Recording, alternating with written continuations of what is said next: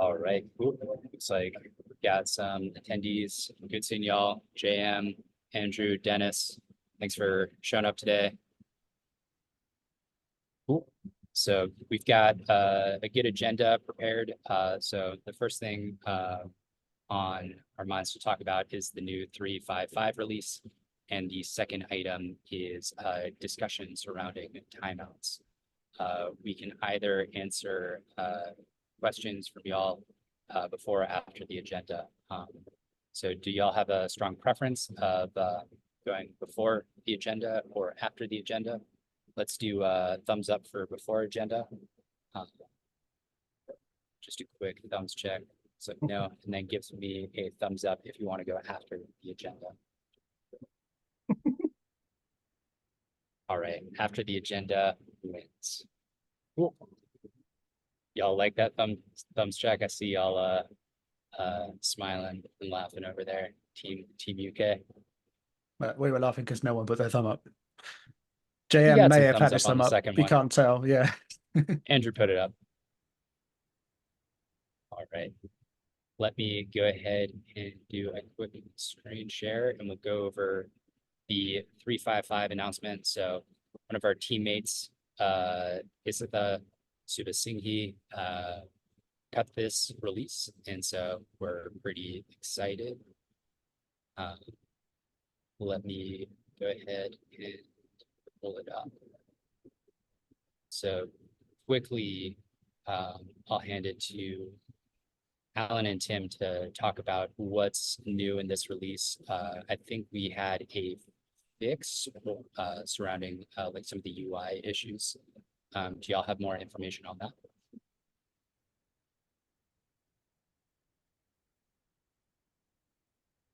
Tim? I was hoping you would know. So what I did was I put this on a list and then hadn't put no effort into preparing anything. So yeah, there is a partial fix in for the problem, the general problem for 3.5. The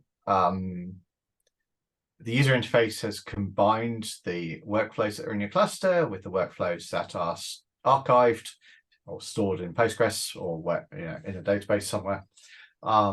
And these two systems don't have quite the same capabilities as each other, and this combination has caused regressions particularly in the performance of the user interface when scrolling through workflows. It's made pagination somewhat mad and broken. And 3.5.5 contains some fixes for that. The proper fix is still cooking, basically. In your opinion, Alan, what is the proper fix? I'm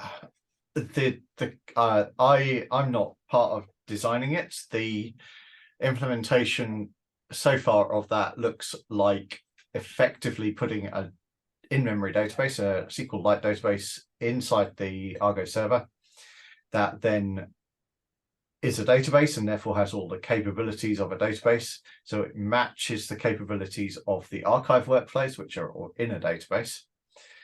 And therefore, and then that in-memory database in the server is going to contain a mirror of the things that are in the cluster.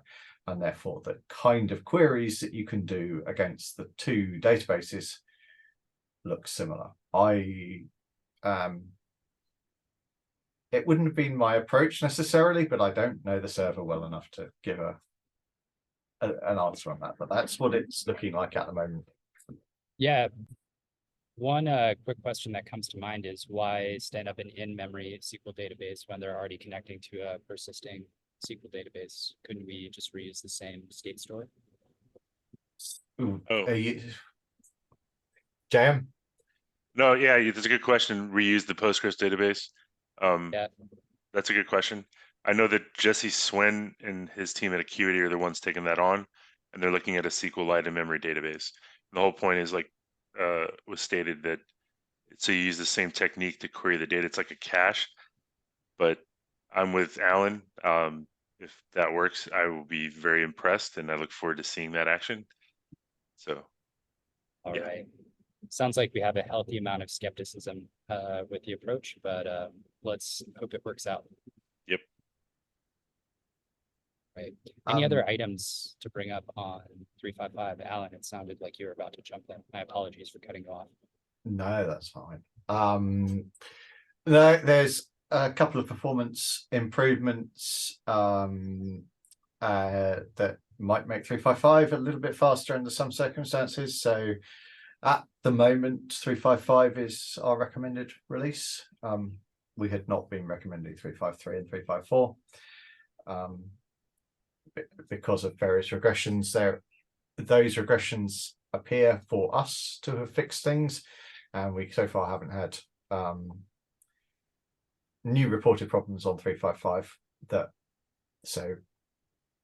To add a quick Good. caveat to that, I assume we have not tested the archived workflows UI.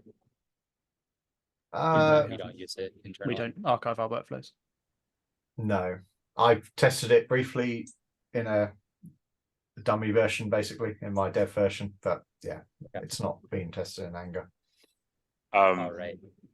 We've Yeah. tested it at Procore. Okay, We downgraded. to 352 or No, to 3411. 3411 rather than So 16. When they combined the screen, we couldn't handle it. It would take 30 plus seconds to load. We were part of the initial issue. Yeah, And even with 355, we're still having great timeouts because we have thousands Yeah. of archive workflows. yeah, okay. It's not. Yeah, it's not supposed to fix your problem, and that's what we're but waiting for. Yeah, our workflow is CI, so it's Yeah. different than normal Argo workflows usage. What All is right. normal? That's a good question. TTL So- strategy on the archive helps because it gets out of it gets them out of the database. But yeah, It sounds like 355 good for everything unless you have archived workflows and depend on the UI. when you have a ton of them, yeah. Okay. All right. It's Let's jump into our next agenda item, and that is a discussion of timeouts. So let me pull that up quick. This was a question from Dennis Pan within the Slack. So I'll go ahead and share that.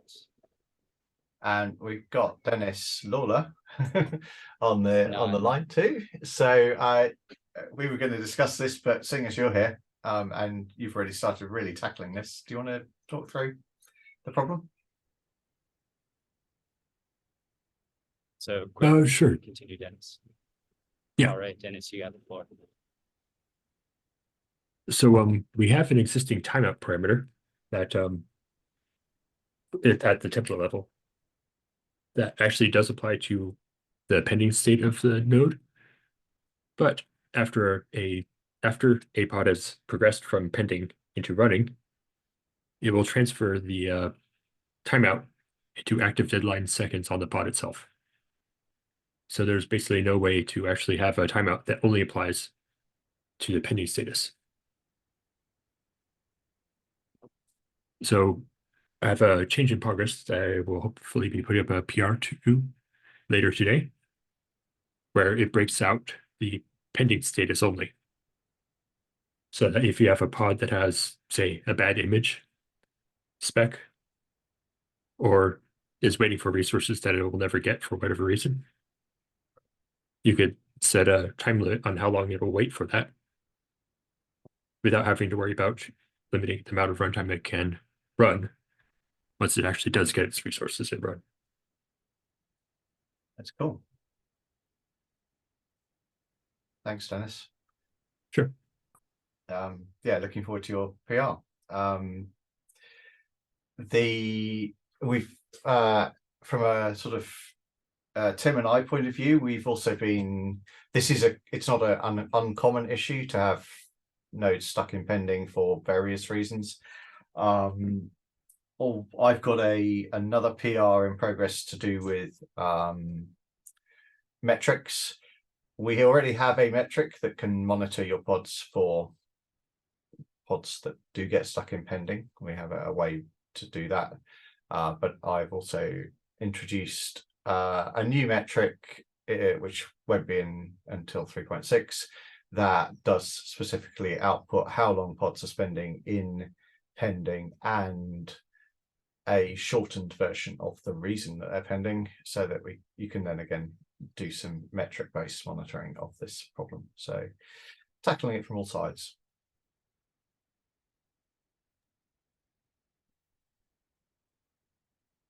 All right. So more discussion on pending pods and timeouts. Anyone? So Alan, Tim, Dennis, any more items to add? Or anyone else questions to ask? Probably just to take it slightly further. I mean, there's nothing to stop you having observability right now that could tell you this sort of stuff. We have a very general alert set up in all of our clusters that will shout at us if a pod is stuck in pending for more than some period of time. I forget what the period of time is. It's probably a few minutes or something like that. So that you can, you can tackle it from all angles, really.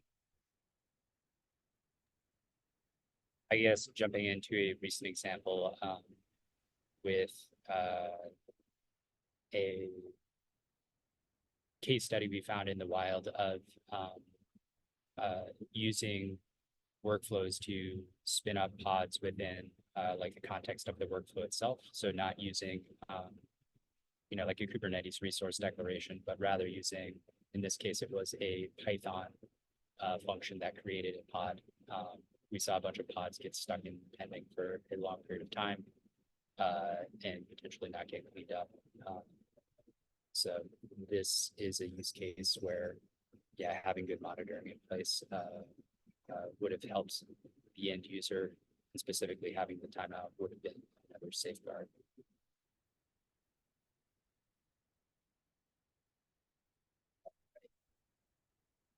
I think that wraps up our prepped agenda for the day, unless anyone has more timeout issues or pending pod discussion. Want to open it up to the floor. Does anyone have questions that they would like to dive into related to Parker workflows, their specific setup, data infrastructure in general? Happy to use this time to dive in.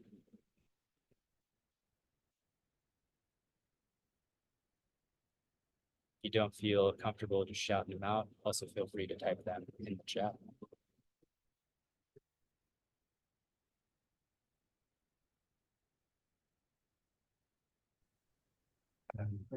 I've got a question regarding it's authentication related, and essentially at the moment the way we're using workflows is we're doing authentication using SSO with GitHub and allocating users as service accounts based on their GitHub team, and we have some scenarios where a user might be a member of our payments team and also a member of our course team, and so they need to be able to run different roles,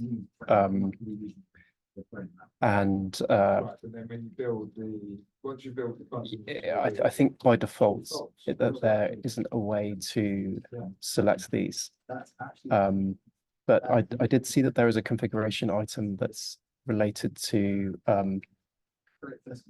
I think it assigns service account based on namespace. And I'm just wondering if that is appropriate. And apologies if this isn't a workflows question, if it's more of a Dex question. The question's fine, don't worry about that. You asked this in Slack, didn't you, sometime earlier in the week? I vaguely remember seeing the question. Yes. I don't actually have an answer, if I'm honest. Okay, no worries. I suspect, I don't think namespace barback will work for what you're after. Okay. Which is, again, not the answer you wanted either. I don't know of a magic way to merge groups like that in a useful way. Alan, you know Dex better than I do, but we probably haven't done this to this level. No, and it's once you're actually in the Argo server being allocated the role based upon then what you're looking at. It's within Argo server, not within Dex. The problem, and yeah, it's not my strong point either. I'm afraid. Don't have an answer. Where did you see? Do you have any details of this namespace thing you're talking about? And maybe that will trigger enough that I can. I'll just I've added. Oh, I've just sent a message to you in the Slack. Yeah. If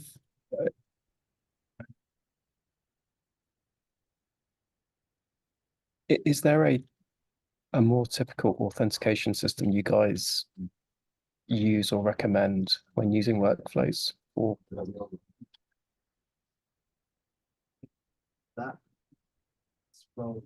Sorry, we're all reading and just not answering your okay, question. yeah, Anyway. no worries, Sorry. no worries. No, I mean, yeah, open source workflows. This is basically your only option. Is if you want authentication, this is what you get. Sorry, I am still reading and failing to talk to you. So no, this is you're sort of stuck with it, and there are, as you're now seeing, there are limitations to the authentication. Namespacing people and things in general is the safer way to go, because that obviously leverages more into the Kubernetes RBAC side of things. You know, you can isolate namespaces from each other.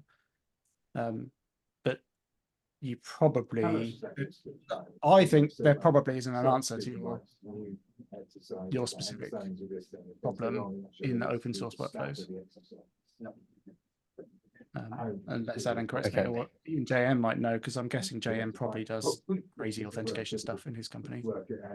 We're doing SSO also, but with a different provider. Okay. So Do you attempt to assign a single user multiple roles based upon multiple teams? we kept it simple: admin, non-admin. Yeah. So it's ability to do stuff and then read only. So yeah, we didn't get fancy with the it. more traditional thing, yeah. Yeah. This namespace delegation looks like it might work. Whether it works with GitHub Teams is the only Like query, yeah. query, but it's basically you have to put service accounts into each of the namespaces, and then you give them put RBAC rules into those, saying my team, you know, the team name is in the group membership, and then it does look like it would work. You haven't tried this, Andrew? You're on mute. Apologies, no, we haven't tried it yet. Yeah. It looks like it would be let's say the word fun to implement across lots and lots of teams, and you'd want to put a bit of tooling around it, but you can do a simple-ish test to prove it if you've got especially if you spin up workflows. You need proper decks running somewhere, don't you? But it does look like it might work. Just never tried it. I didn't even know this existed. Okay, so do you have Argo CD as well, Andrew? Because that will probably help with the management of some of this. Yes, yeah, we're using Okay. Argo CD as well, and I think when we set up our cluster initially, it was with Argo CD, and then we subsequently added workflows, and I think we're reusing the decks from That makes sense. So yeah, that will help with the management juggling of all the service accounts and namespaces and stuff like that. But yeah, I'd be quite interested to know if it works. I'd be very interested, in fact, to know if it works. So yeah, I'll Okay. I'll drop you a DM or something, and we'll try and stay in touch, because yeah, I'm keen to see you through on the journey a little bit. If that's Cool. cool. Just with, so you mentioned the open source SSO. What in terms of enterprise SSO solutions? What are the So yeah, my company uses Okta for our kind of top level SSO.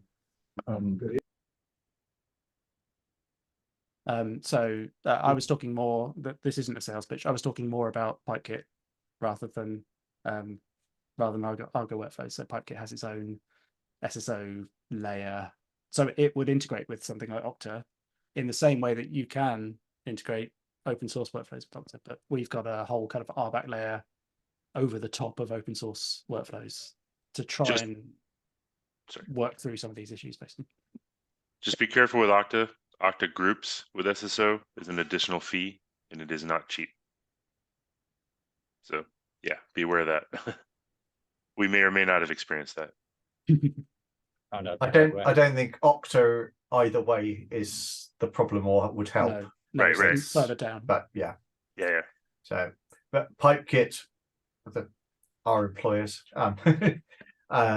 we have our own product, which is an interface on top of Argo workflows. It runs open source Argo workflows, but there's this a user interface to multiple Argo workflows in multiple clusters that has a better SSO. That's what Tim was talking about.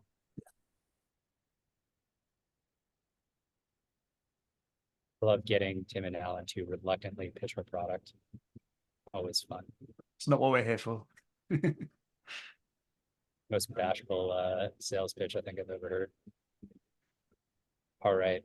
Well, Andrew, I'm sorry we weren't able to completely find a solution just using open source to your question. As Tim mentioned, we'll follow up with you after the call to see if there's anything we can work through. See if we can get you unblocked somehow. All right. Are there other questions that we should dive into? I'll open it up to JM, Dennis. I had a question about exit code 2. I am familiar in that where it can be generated explicitly by an application, or it's normally a bad shell script. Our situation is we have workflows that can run from 16 minutes to worst case 40 minutes, and at some point we're parallelizing one of the templates to expand to possibly 280 pods. And we're seeing situations where the logs will finish exit code 0, but the Argo workflows template pod on the UI, it's exit code 2. So I'm just wondering if anybody has Kubernetes or Argo workflows experience on this. We do know we have an existing issue open upstream where we had to add some customization. Let me put this in the chat. To ensure sidecars get SIG termed correctly. And we don't know if it's related, but this still works. This what's in the issue as a workaround. Just wonder if anybody had any Kubernetes or Argo workflows experience with exit code 2. And this might be specific. Yeah. For the record, JM asked me this earlier in the week, and I said no. So over to you, Alan. No, the only magic exit code that I know can be pod generated is 64. And that's not what we're getting here. So I've not had any warning to look at this. So you're seeing exit code 2 in the user interface. Correct. And you do have extra sidecars? We have typically 3 per job in the parallelization. So the 280, you'll have 3 sidecars in each pod.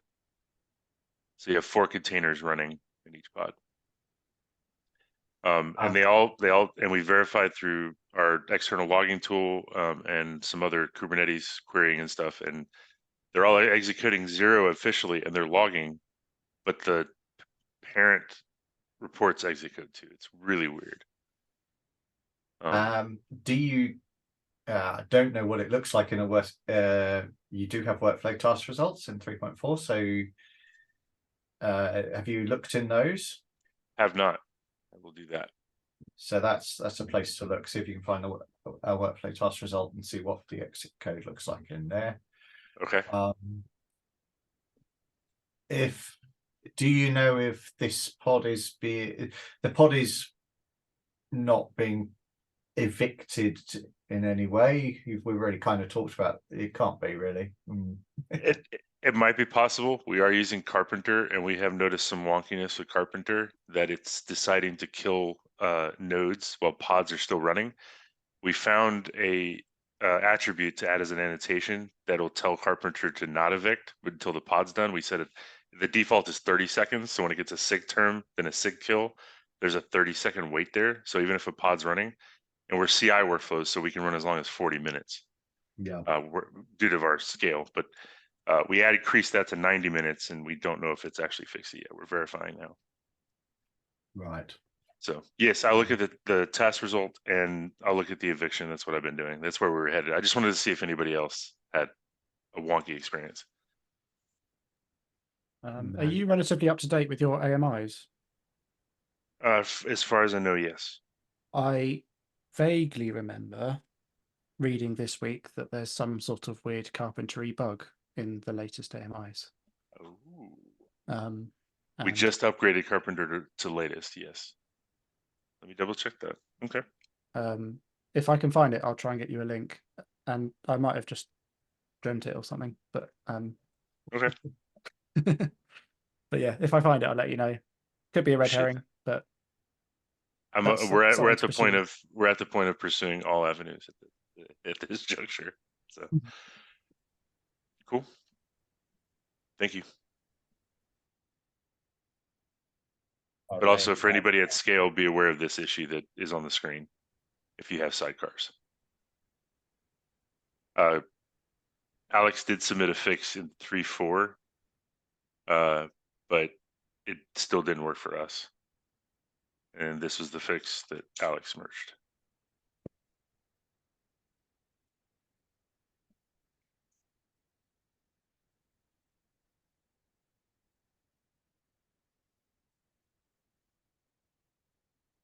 So I didn't interrupt you, JP. It's not just termination grace periods, is it? And they're not quite matching up. It's possible.